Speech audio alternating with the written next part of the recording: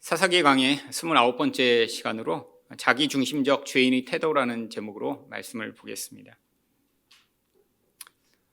죄라고 하는 것은 눈에 보이지도 않고 또한 우리가 알기도 어려운 영역입니다. 그래서 죄는 영적인 것이라고 하죠. 영적이라고 해서 그렇다고 인간과 관계없는 것이 아니라 인간의 전 존재에 영향을 미치고 있습니다.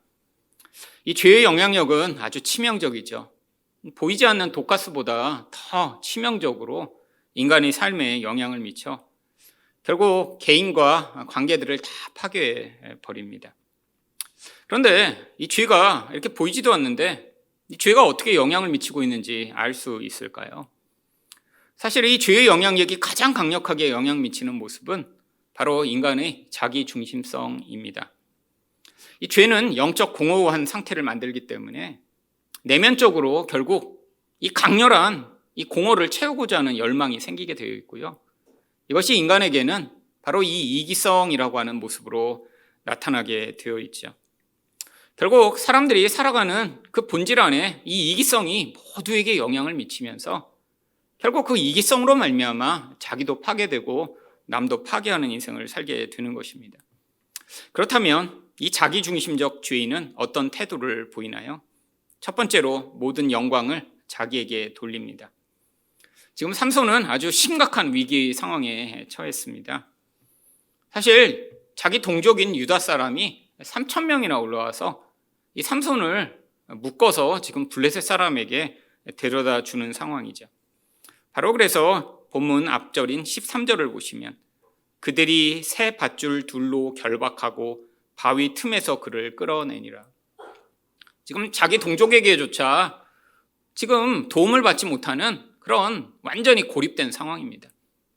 그런데 지금 이 상황에서 삼손이 할 수 있는 것이 무엇일까요? 여러분, 삼손이 기존에 원래 힘이 센 사람이죠. 수십 명은 때려 죽일 수 있죠. 그런데 지금 자기 동족 3,000명이 지금 자기를 묶어 데리고 가고 있고요. 그리고 그 앞에는 지금 블레셋 군대가 또 수도 없이 많은 사람들이 이 삼손을 기다리고 있는 상황입니다.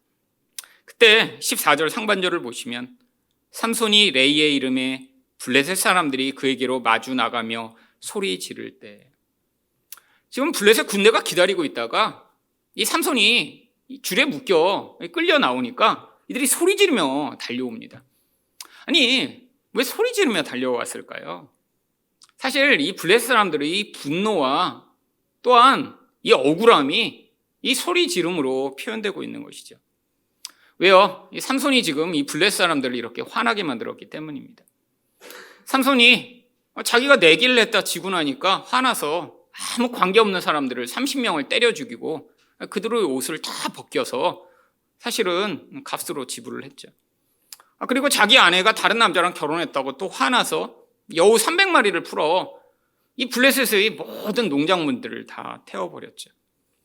그래서 화난 블레셋 사람들이 자기 아내를 죽이니까 이제는 내가 정당하게 화내도 된다라고 하고 이제 가서 사람들을 무차별적으로 죽였죠.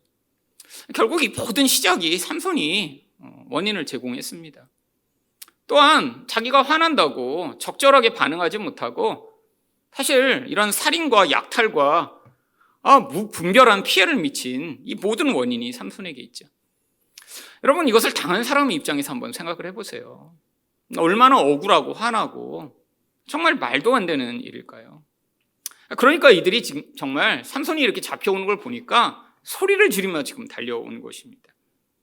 그런데 이 모든 것 배후에 이들이 무엇이 있었다는 것을 알지 못했나요? 바로 14장 4절을 우리 쉬운 성경으로 한번 보겠습니다. 삼손의 부모는 여호와께서 이 일을 계획하셨다는 것을 모르고 있었습니다. 여호와께서는 블레셋 사람들을 칠 기회를 찾고 계셨습니다. 그때 이스라엘은 블레셋의 다스림을 받고 있었습니다. 지금 오랫동안 이스라엘이 블레셋의 통치 아래에 있었습니다. 이제 하나님이 구원을 시작하셔야 되는데 하나님 바로 이 삼손을 통해서 이 모든 일을 계획하고 계셨던 것이죠. 바로 그렇기 때문에 이렇게 삼손이 지금 죽을 위기에 있는 이 상황 가운데 어떤 일이 벌어졌나요? 14장 하반절을 보시면 여호와의 영이 삼손에게 갑자기 임하시매. 아무도 예측하지 못했는데, 아니 삼손조차 예측하지 못했는데 갑자기 하늘에서 하나님의 영이 삼손에게 임하십니다. 그랬더니 무슨 일이 벌어졌나요? 그의 팔 위의 밧줄이 불탄 삼과 같이 그의 결박되었던 손에서 떨어진지라. 여러분, 이게 실에다 불을 붙이면 후락 타버리죠. 새 밧줄로 삼손을 묶어놨는데 그게 다 불로 태워버려. 아무 힘이 없는 것처럼 떨어져 버리죠. 지금 하나님이 놀라운 능력을 이 삼손에게 주고 계신 것입니다. 여러분, 그랬더니 15절에서 무슨 일이 벌어졌나요? 삼손이 나귀의 새 턱뼈를 보고 손을 내밀어 집어들고 그것으로 1000명을 죽이고. 여러분, 블레셋 사람들이 주먹으로 와서 삼손을 때리려고 했나요? 이 블레셋 사람들의 유일한 목적은 삼손을 죽여버리는 것입니다. 이들은 또 군대가 찾아온 거죠. 이미 이들은 강력한 무기들을 가지고 있는 자들이 칼과 창과 몽둥이를 들고 우리가 당한 것 그대로 갚아주겠다라고 하는 그런 마음으로 지금 왔는데, 삼손이 나귀 턱뼈 하나 들더니 1000명을 죽여버리죠. 여러분, 특별히 나귀 턱뼈를 새 턱뼈라고 부릅니다.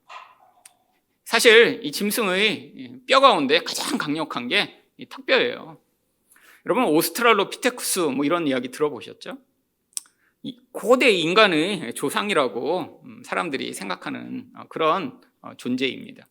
그런데 오스트랄로피테쿠스의 어떤 존재를 발견해서 이게 오스트랄로피테쿠스라고 얘기하는 게 아니라 대부분 수백만 명 전의 일이니까 다 이 턱뼈 조각이 아주 일부분과 이빨 한두 개가 남아있는 그걸 가지고 이 몸 전체의 그림을 그거에 따라 그리는 거예요.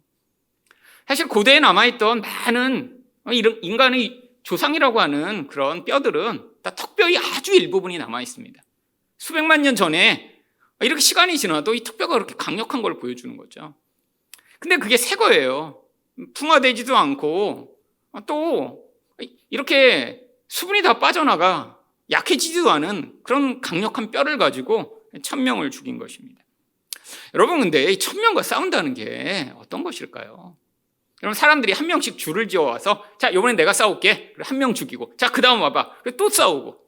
이렇게는 삼손이 힘이 강하면 1000명과 싸울 수 있겠죠. 여러분, 근데 블레셋 사람들이 바보입니까? 아니, 지금 저 사람이 너무 힘이 강해요. 그러면 어떻게 달려오겠어요? 서로 한꺼번에 몰려들어서 기회를 잡아 이 삼손이 약한 부분을 어디라도 찌르거나 때리려고 하지 않겠어요? 여러분, 아무리 인간이 강하고 힘이 세도 주변에서 둘러서 수십 명이 한꺼번에 창으로 칼로 찌르는데 그걸 다 피할 수 있다뇨. 여러분, 그러니까 삼손은 단순히 힘만 강한 게 아니라 엄청난 스피드를 가졌으며 또한 이 동체 시력 또한 엄청나야 돼요. 그래서 뒤에서 누군가 칼을 찌르는 게 다 보여야 돼요. 스파이더맨 보면 그런 장면이 있더라고요. 주먹이 날라오는데 두두두두두두, 딴 사람들한테 확 이렇게 나오는데 스파이더맨한테는 두두두두 이렇게 보다가 살짝 피하고 그냥 때려주고.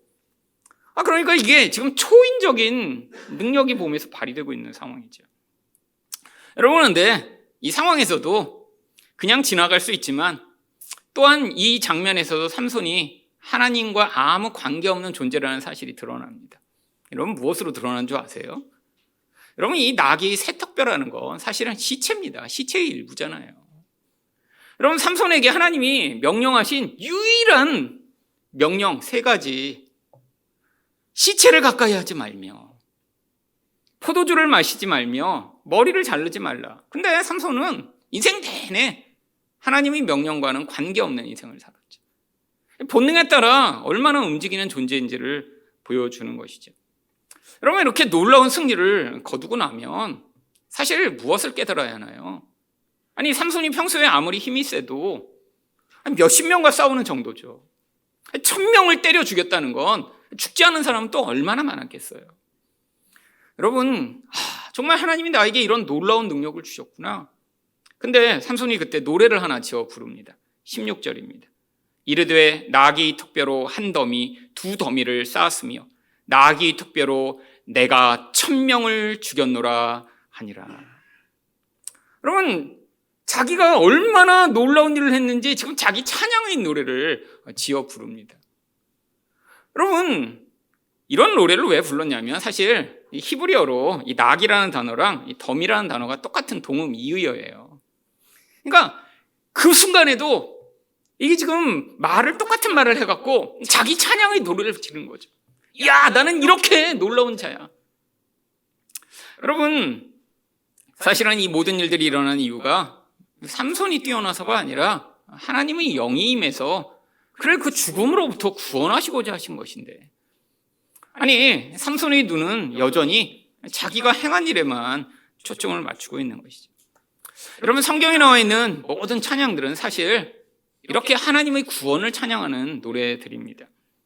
대부분 절대절명의 상황에서 하나님이 개입하시거든요. 여러분, 모세 또한 뭐라고 찬양을 했나요? 출애굽기 15장 1절입니다.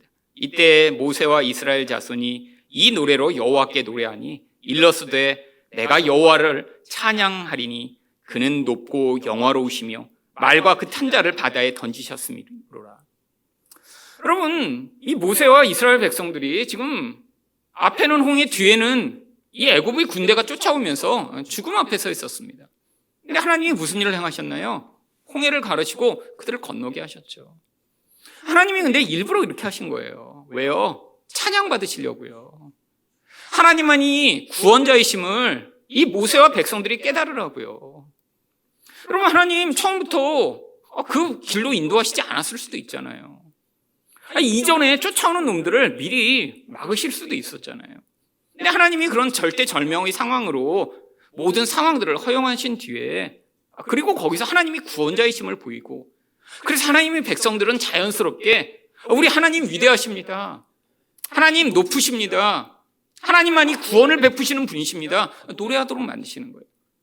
여러분, 성경에 나오는 모든 이런 위급한 상황에서 구원받은 자들은 똑같은 노래를 부릅니다. 사사기 5장 1절과 3절을 보시면 이날에 드보라와 아비노함의 아들 바락이 노래하여 이르되 너희 왕들아 들으라, 통치자들아 귀를 기울이라. 나 곧 내가 여호와를 노래할 것이요 이스라엘의 하나님 여호와를 찬송하리로다. 여러분, 이거 너무 당연하지 않나요?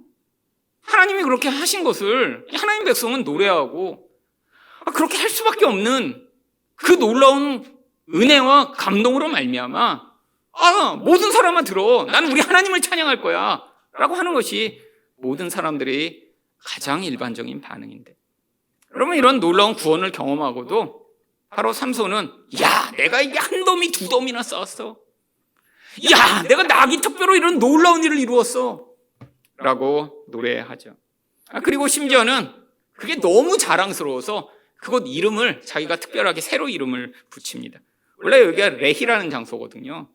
근데 17절에 그곳의 이름을 바꿔버려요. 그가 말을 마치고 턱뼈를 자기 손에서 내던지고 그곳을 라맛 레히라 이름하였더라.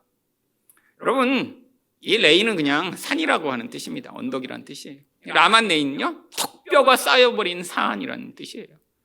내가 이렇게 사람을 1000명을 죽여서 사람의 산을 쌓았다 그래서 야, 내가 이렇게 놀라운 일을 했어 라고 자기 업적을 자랑하죠.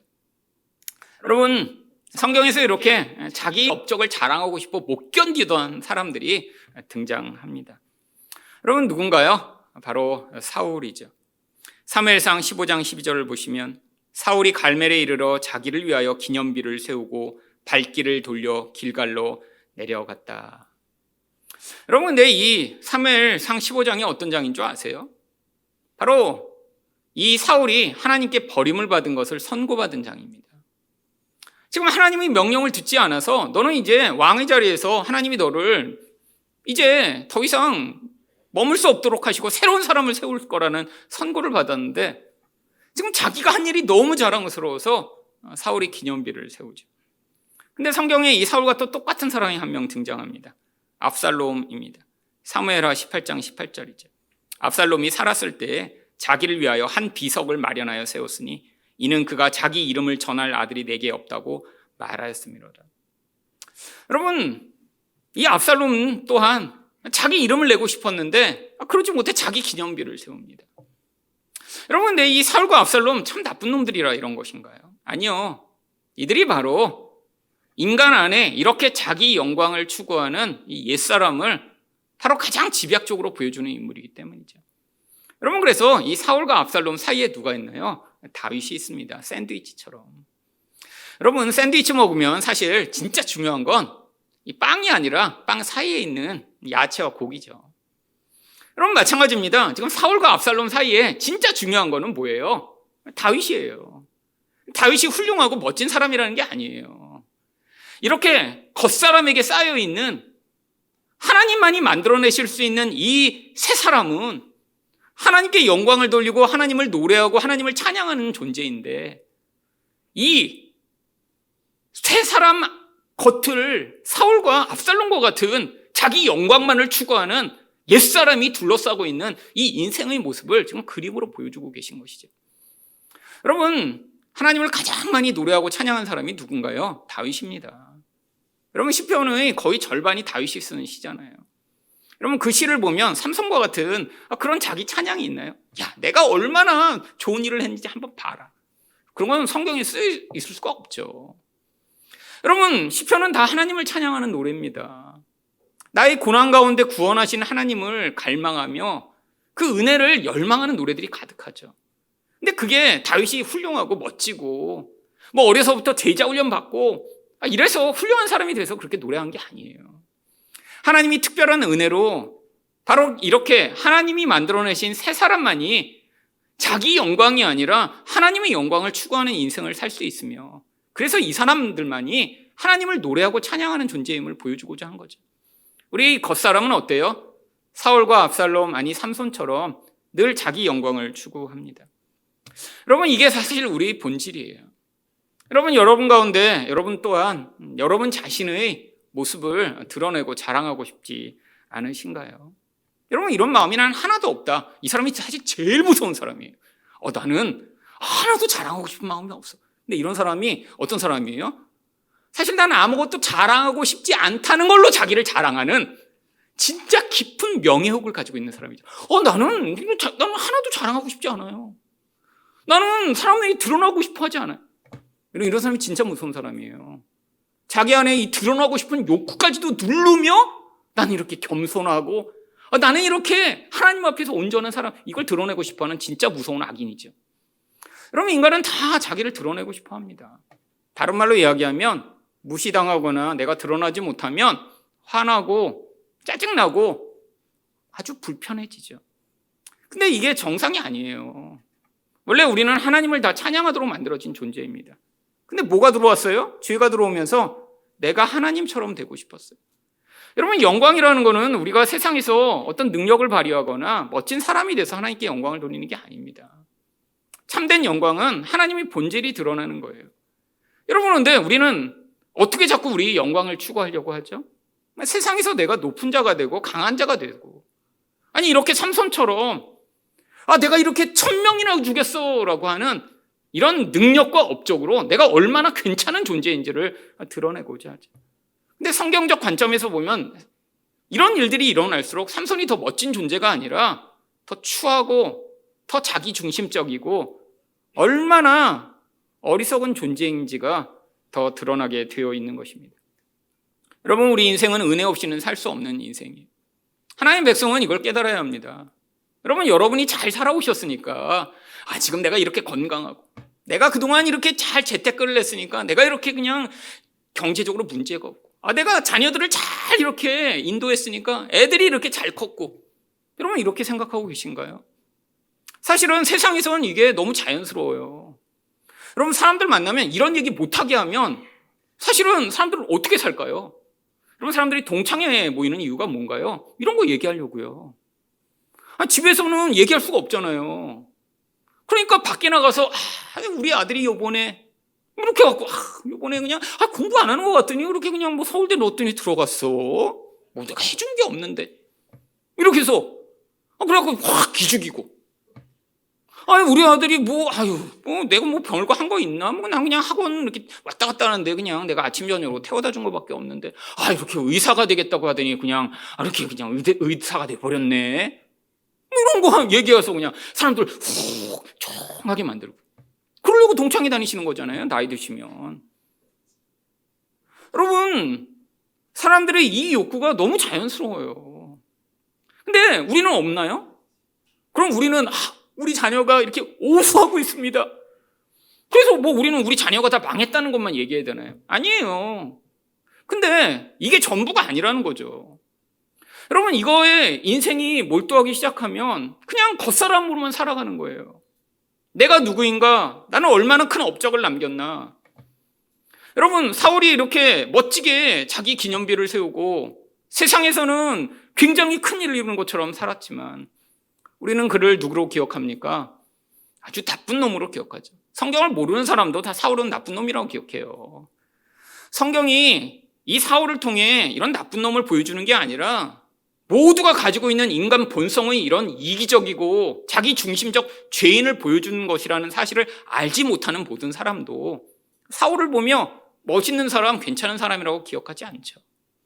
여러분, 이게 세상 사람들이 남기는 결과입니다. 여러분, 우리 본질은 내가 영광받기를 원해요. 근데 여기에 가장 큰 문제가 뭔지 아세요? 자기가 원하는 만큼의 그 영광을 세상에서 누리고 그렇게 받을 수 있는 사람은 아주 소수밖에 안 됩니다. 여러분, 그렇잖아요. 여러분, 자기가 난 이렇게 하면 정말 영광스러워, 사람들이 나를 존경하고 멋있게 볼 거야 라고 하는 모습을 여러분 얼마나 많이 가지고 계신가요? 나이가 들며 점점 과거의 영광이라고 할 만한 것도 다 내려놓게 되어 있습니다. 여러분, 여기서 20대 때 한 미모하신 분들 계시잖아요. 여러분, 근데 60이 돼서도 나는 우리 교회에서 제일 예뻐 이러고 계시다면 이거는 치매 증상이죠. 여러분, 60이 되셨으면 내가 20대 때는 제일 예뻤어도 좀 겸손해지실 때가 됐죠. 내가 옛날에 어땠는지. 여러분, 이게 옛날에 유명했던 여배우들이 하는 일 아니에요. 옛날에 예뻤는데 나이가 들면서 점점 쪼글쪼글해지니까 어떻게 돼요? 미국의 많은 여배우들이 그래서 나이가 들어서 아예 수십 년째 은둔하고 나오지 않는 여배우들도 있습니다. 자기가 이렇게 늙었다는 게 들키기가 너무 싫은 거예요. 여러분, 옛날에 힘 좀 썼던 사람이 있을 수도 있죠. 여러분, 근데 다 과거의 영광이죠. 여러분, 이제 우리가 점점 뭐에 포커스를 맞춰가야 되나요? 내 인생이 내 노력과 내 힘과 내가 가진 것으로 이렇게 된 게 아니라 하나님의 은혜라는 사실을 이제 발견해 나가며 그 은혜를 하나님께 찬양하고 하나님께 영광을 돌리는 일을 해야죠. 여러분, 지금 삼손이 깨닫지 못하는 게 무엇인가요? 하나님의 영이 임하시지 않았으면 삼손은 지금 죽었을 몸입니다. 이런 이기적인 인생 가운데도 하나님이 개입하셔서 그를 구원해 주셨어요. 그러면 이런 놀라운 일을 경험하고 하나님을 찬양해야죠. 여러분, 근데 우리 또한 얼마나 그런 때가 많나요? 여러분, 이미 우리 인생을 돌아보면 많은 하나님의 은혜가 있었습니다. 근데 우리는 지금 기억하지 못하고 깨닫지 못하는 것이죠. 여러분, 지금 우리 시선을 돌려 하나님의 행하신 일들을 기억하며 정말 하나님이 그때 내 인생에 개입해 오시지 않았더라면 나는 정말 지금 어떻게 살고 있을까라는 사실을 깨달아 우리 하나님 감사합니다. 하나님, 정말 우리 하나님이 아니셨으면 저는 존재할 수도 없는 자였네요 라고 고백하게 되는 것, 이게 바로 은혜의 결과입니다. 여러분, 또한 우리 인생 가운데 자기가 원하는 영광을 얻지 못하더라도 여러분, 그게 수치스럽거나 또한 창피한 일이 아니라는 사실을 깨달아야죠. 세상 사람들이 자랑하는 그것, 여러분 모두 다 가질 수 없는 거잖아요. 여러분, 다 부모라면 자식이 잘 되길 원하고, 자기가 또 나중에도 존경받고 멋있는 사람으로 계속해서 남기를 원하지만 그 원하는 대로 되지 않는 경우가 얼마나 많이 있나요? 여러분, 근데 우리가 이 세상의 영광만을 바라보면 그게 정말 인생을 너무 비참하게 만듭니다. 돈이 인생에서 가장 영광스러운 것이라고 생각하는 사람이 만약에 나이가 들었는데 돈이 없어지면 어떻게 될까요? 인생 전체가 다 무효화되는 거예요. 나는 그냥 인생이 이거 뭐야? 여러분, 자식의 성공이 인생의 전부이고 영광이라고 생각하는 사람이 자식이 그렇게 원하는 대로 성공하지 못하면 그 인생 또한 사라져버리는 거잖아요. 아닙니다. 여러분, 세상 사람들이 중요하게 여기는 그것들을 우리가 갖지 못하더라도 우리와 같은 이런 먼지와 같은 존재 안에 하나님을 아는 지식과 은혜를 충만히 베푸셔서 나이가 들어 겉모습 사울과 압살롬과 같은 이런 멋있는 모습은 다 사라졌는데, 근데 내면 안에 뭐가 남아요? 하나님을 알고 하나님께 찬양하는 그 영광스러운 모습이 남는다면 그게 가장 귀한 것이겠죠. 여러분, 특별히 사울과 압살롬은 당시의 이스라엘 가운데 가장 멋진 존재들로 일부러 나타나고 있는 것입니다. 여러분, 사울이 왕으로 세워질 때 성경이 뭐라고 얘기하나요? 다른 사람보다 어깨 하나는 더 크대요. 뭐예요? 머리 하나가 남보다 더 크니까 최소한 30cm는 키가 컸겠죠. 평균 키가 170이라면 2m짜리였을 거고요. 여러분, 지금도 3000년 전이나 지금도 그렇게 키 큰 사람은 굉장히 멋지고 잘난 사람이잖아요. 여러분, 압살롬은 또 뭐라고 묘사합니까? 이스라엘 가운데 압살롬처럼 잘생긴 사람이 없었대요. 여러분, 근데 그게 겉사람이잖아요. 근데 그의 내면들은 다 어떠한가요? 너무 추하고 더러운 채로 결국 하나님께 버림받았죠. 여러분, 우리 참된 영광은 이 세상에 있지 않습니다. 세상에서 우리 영광이 있다고 생각하는 사람들에게는 결국 이런 비참한 결국이 있으며, 마치 삼손처럼 이런 불쌍하고 어리석은 모습으로 살면서도 깨닫지 못하는 것이죠. 여러분, 인생 가운데 우리가 영적인 눈을 열어 하나님이 베푸시는 은혜를 바라보며 그 영광을 찬양하게 되시는 여러분 되시기를 축원드립니다. 두 번째로, 자기 중심적 죄인은 어떤 태도를 보이나요? 하나님을 자기 욕구 충족의 도구로 여깁니다. 18절 상반절입니다. 삼손이 심히 목이 말라 여호와께 부르짖어 이르되. 여러분, 이 삼손이 태어날 때부터 이렇게 나신으로 태어나 지금 이미 나이가 많이 든 상황인데, 성경에 삼손이 하나님을 찾은 유일한 처음 있는 장면입니다. 이처럼 삼손은 지금 하나님과 관계없이 살았어요. 근데 지금 왜 삼손이 하나님을 찾고 있나요? 심히 목이 말라. 자기의 욕구가 너무 강렬한데 자기 힘으로 해결할 수 없는 상황이 되니까 그때 하나님을 찾기 시작하죠. 그리고 하나님을 찾으며, 하나님 목말라요 물 주세요가 아니라 뭐라고 얘기하나요? 주께서 종의 손을 통하여 이 큰 구원을 베푸셨사오나. 아니, 나를 통해 이렇게 놀라운 구원을 베푸셨는데 근데 지금 내가 목말라 죽으면 뭐하라는 거예요? 여러분, 지금 자기 의를 내세우고 있는 거예요. 아니, 나같이 이런 놀라운 사람을 그냥 죽게 만들 거예요? 여러분, 기도할 때 이렇게 기도하는 사람이 있습니다. 하나님, 이거 안 도와주시면 그 하나님 손해 아니에요? 여러분, 저 많이 봤습니다. 많이 봤어요. 아니, 나를 안 도와주시면 도대체 누굴 도우시겠다는 거예요? 여러분, 기도라는 것 자체가 나는 아무것도 할 수 없는 자인데 하나님의 은혜에 의거해 하나님께 간구하는 태도가 기도입니다. 내가 이런 존재니까 나를 당연히 도와야 되는 거 아니야? 이건 뭐예요? 이거 협박이죠, 협박. 아니, 하나님, 나를 통해 구원해놓고 물을 안 줘? 여러분, 이런 거잖아요, 지금. 여러분, 그 뒷부분은 더 가관입니다. 18절 하반절을 보시면, 내가 이제 목말라 죽어서 할례 받지 못한 자들이 손에 떨어지겠나이다. 여러분, 할례는 언제 관심을 기울이라는 내용인가요? 하나님의 율법과 관련해 일을 할 때 이 할례의 문제가 관계가 되잖아요. 여러분, 이전에 사실은 삼손은 할례와 관계없이 살던 인생입니다.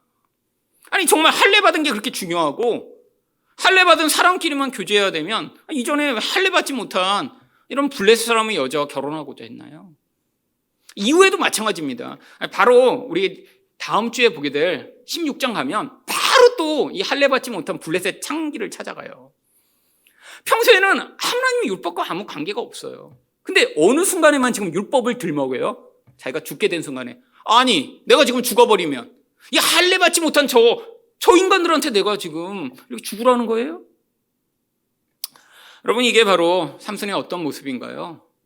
사실 너무 자기 중심성이 큰 나머지 하나님마저도 자기 욕망을 위한 도구로 사용하고 있는 것이죠. 여러분, 근데 왜 성경이 이렇게 이 삼손이 이런 모습으로 살고 있는 것을 이렇게 자세하고 깊이 기록하고 있나요? 사실 이런 이 인간의 이기적인 모습과 대조되는 우리 하나님의 긍휼과 은혜를 대조시켜 보여주고자 하는 것입니다. 여러분, 이때까지 만난 사람 가운데 저 사람 너무 싫다라고 하는 사람들을 한번 떠올려 보세요. 여러분 인생 가운데 싫었던 사람이 있잖아요. 저 사람이랑 이렇게 오래 같이 있고 싶지 않아, 이런 사람. 여러분, 대부분 특징이 있습니다. 어떤 특징인 줄 아세요? 공통된 특징이 있어요. 굉장히 이기적이었을 것입니다. 여러분, 저도 돌아보면 내 인생 가운데 굉장히 가까이 하기 싫은 사람들 보면 굉장히 이기적이에요. 이기적이니까 자꾸 화내고, 이기적이니까 배신하고, 이기적이니까 남 고려하지 않고 막 무시하고, 이기적이니까 자기 욕심만 취하다가 결국 남에게 피해주고. 여러분, 이 삼손은 얼마나 이기적이고 자기 중심적인가요? 자기 욕망밖에 없어요. 자기 영광밖에 없어요. 인생에 그냥 나로 꽉 찬 사람이야. 나로 꽉 찬. 그냥 셀프 센터드. 모든 것이 자기 영광, 자기 예배, 자기 찬양, 자기 욕구. 하나님이 근데 일부러 이 삼손을 이렇게 만드신 거예요. 왜요? 이런 삼손과 대조되는 우리 하나님의 그 무한하신 사랑과 은혜를 보여주시고자 하시기 위함이죠. 여러분, 누군가 이렇게 다가와 요구하면 여러분은 어떨 것 같으세요? 야, 네가 나를 안 도와줘? 내가 어떤 사람인데? 그러면 도와주려는 마음이 있다가도 안 도와주고 싶지 않겠어요? 여러분 자녀가 여러분한테 아니 아버지, 아버지가 나를 안 도와주면 어떡해요? 내가 이런 사람인데 아버지 나중에 두고 봐? 이러면 주려고 하다가도 이 자식이? 이런 마음 안 들겠어요? 이게 인간의 본성이죠. 이런 이기적인 놈? 근데 우리 하나님이 어떻게 하시나요? 19절입니다. 하나님이 레이에서 한 우묵한 곳을 터뜨리시니 거기서 물이 솟아나오는지라. 삼손이 그것을 마시고 정신이 회복되어 소생하니 그러므로 그 샘의 이름을 에낙고레라 불렀으며 그 샘이 오늘까지 레이에 있더라. 여러분, 하나님이 우물을 터뜨려 물을 마시게 해 주십니다. 여러분, 그러면 이 에낙고레라고 이름을 붙일 때라도 하나님이 나에게 구원의 생수를 주셨구나 이렇게 붙여야 되는데 이름을 또 뭐라고 붙이는 줄 아세요? 에낙고레 무슨 뜻인 줄 아세요? 부르짖는 자의 샘이라는 뜻이에요. 내가 부르짖었더니 샘이 터졌다. 끝까지 이 자기중심성을 못 버립니다. 너무 나쁘지 않아요? 때려주고 싶어요. 정말 이 삼손을 제가 묵상하며 정말 때려주고 싶더라고요. 너무 미워요. 이 자식 정말 왜 이렇게 이기적이야? 근데 이 삼손이 바로 저희 모습입니다. 여러분, 이 삼손은 극화해서 지금 하나님이 우리 본질을 지금 드러내서 보여주고 계신 것이죠. 여러분, 우리는 삼손처럼 힘이 강하지 않아요. 그러니까 이런 극적인 구원 또한 자주 경험할 수 없습니다. 근데 우리는 힘이 약한 대신에 똑같이 아주 자잘자잘하게 이기적으로 살아요. 하나님께도 계속해서 우리 욕구를 위한 간구만 할 때 얼마나 많이 있나요? 아니, 삼손처럼 막 엄청난 업적을 쌓은 다음에 야, 이건 내가 쌓은 이런 산이야 이런 붙이지 못하지만 그래도 인생을 돌아보며 야, 그래도 내가 이렇게 인생을 잘 살아왔지. 내가 이렇게 멋진 인생을 살았지. 여러분, 우리 인생이 사실 아무것도 우리 게 없습니다. 하나님이 우리 호흡을 가져가시면 뭐가 남겠어요? 여러분, 우리 인생 자체가 은혜로 주어졌고 특별히 하나님의 백성들에게는 이제까지 삶 전체가 다 은혜의 결과라는 사실을 깨닫고 하나님께 영광과 찬양을 돌리며 그것들을 기억하는 인생. 여러분, 우리 하나님은 어떠신 분이신가요? 이런 이기적인 존재를 향해 계속 구원을 베푸세요. 여러분, 삼손에게 묶여있을 때 하나님의 영이 임하지 않았으면 삼손은 1000명과 싸우지 못했을 것입니다. 아마 한 50명쯤 죽이다가 그때 결국에는 누군가의 칼에 찔렸고 창에 찔려 비참한 죽음을 맞이했을 것이고, 아니 목이 너무 말라 정말 죽을 것 같은 상황에서 물이 터지지 않았으면 거기서 힘이 약해져서 또 도망갔던 블레셋 군대가 찾아와 이 삼손을 죽였을 수도 있죠. 하나님의 구원이 계속 임해요. 이게 우리 인생의 여정입니다. 여전히 이기적이고 자기 영광을 추구하는데 하나님이 택한 자들을 향해 하나님이 계속 은혜를 베푸세요. 하나님이 영을 부으시고 우리에게 참된 생명을 충족할 수 있는 성령의 생수로 말미암아 우리를 채워주시는 분이 우리 하나님이십니다. 여러분, 이 은혜를 깨달아 결국에는 나이가 들어갈수록, 신앙의 여정이 길어갈수록 우리 하나님 맞습니다. 옛날에 제가 그렇게 이기적이었는데 이제야 제가 깨닫네요. 여러분, 이게 정상적이죠. 여러분, 저도 제 인생을 돌아보니 정말 제 평생에 얼마나 이기적이었는지 정말 너무 부끄러울 때가 많이 있어요. 제가 대학생이 됐는데 어느 날 지하철을 탔는데 고등학교 때 같이 학교를 다녔던 친구를 만난 거예요. 한 4, 5년 만에. 근데 이제 그땐 제가 이제 목사가 되기로 결정을 했고 또 그러니까 제 나름대로 굉장히 신앙적으로나 삶에서 훌륭하게 잘 살고 있다고 생각했어요. 옛날에는 기도도 많이 안 하다가 기도도 많이 하고, 그때는 또 이렇게 성경 그때 아마 신대원 준비 중이었던 것 같아요. 그래서 신대원 준비하면 매일 성경 6, 7시간씩 공부하고 굉장히 신실하게 잘 살고 있었어요. 그 나름대로 그렇게 되니까 저 나름대로 굉장한 자기의가 이제 있었습니다. 내가 이렇게 신실하게 잘 살고 있는데. 근데 참 그게 어쩔 수 없는 과정인 것 같아요. 지금 생각하면 그때 성경 좀 받고 기도 좀 했다고 내가 잘 살거나 훌륭한 사람이 된 게 아닌데, 이전에 안 그러다가 그렇게 되니까 굉장히 훌륭한 사람이 된 것처럼 보이는 거예요. 근데 이렇게 고등학교 친구를 딱 만나서 야 오랜만이야 안녕 그러고 얘기를 해요. 그래서 너 뭐하냐? 그래서 그때 제가 친구한테 그랬어요. 나 이렇게 하나님이 은혜를 주셔서 소명을 주셔서 신학대학원 가서 목사 되려고 그랬더니 딱 친구가 저보더니 네가? 그러는 거예요. 네가? 그래서 그 말에 마음이 확 상했어요. 네가? 그럼 나는 안 된다는 건가? 근데 딱 그 다음에 그래서 내가 그랬어요. 왜? 그랬더니 뭐라 그런 줄 알아요? 야, 너같이 이기적인 애가 목사 되면 어떡해? 그러는 거예요. 그러더니 간다 그러더니 내려버리는 거예요. 그때 조금만 시간이 더 있었으면 야, 이 자식아 너는 더 이기적이야 이러면서 싸우려고 그랬는데 너 간다 그러더니 정정에 내려버렸는데 마음이 요동하기 시작하는데 뭐가 요동하냐면 그 자식한테 얘기를 못한 게 너무 억울한 거예요. 넌 더 이기적이었어 이 나쁜 자식아. 이걸 꼭 해줬어야 되는데. 그래갖고 제가 무슨 마음까지 들었냐면 전화번호를 찾아서 전화를 하고 싶더라고요. 그냥 정말 딱 그렇게 정주행이 딱 됐고 그냥 내려버리고 문 닫혔는데 매 맞고 정말 못 때린 느낌. 이 나쁜 자식이. 그리고 안에서 부글부글 했는데 기도를 시작했습니다. 하나님, 이 나쁜 자식이 저 과거에 이기적이었는데 왜 목사 되냐고 그러고 내려버렸는데 너무 화나서 죽을 것 같아요. 근데 그때 깨달은 게 그거예요. 제가 고등학교 때 얼마나 이기적이었는지. 친구가 그때 마이마이 제가 학교에 들고 왔는데 빌려달라는 거예요. 끝까지 안 빌려줬습니다. 그거 고장 낼까 봐. 아까워서. 생각해보니 그 자식이 나를 얼마나 이기적으로 생각했을지 그때 생각이 나는 거예요.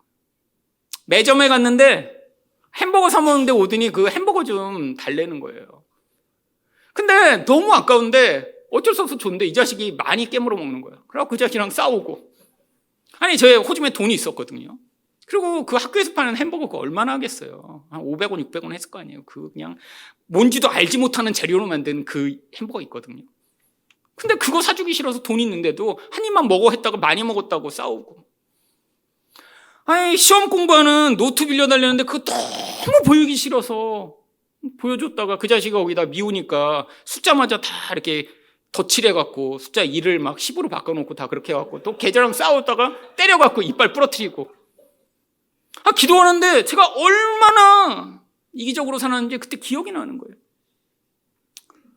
그래서 제가 그때 깨달았어요. 하나님, 전 정말 이런 이기적인 존재였는데, 정말 목사가 될 인간이 아니었는데 하나님이 저를 목사로 부르셨군요. 제가 그날 회개하며 그 친구를 용서한 게 아니라 하나님이 천사를 보내셨구나. 그때 깨달았어요.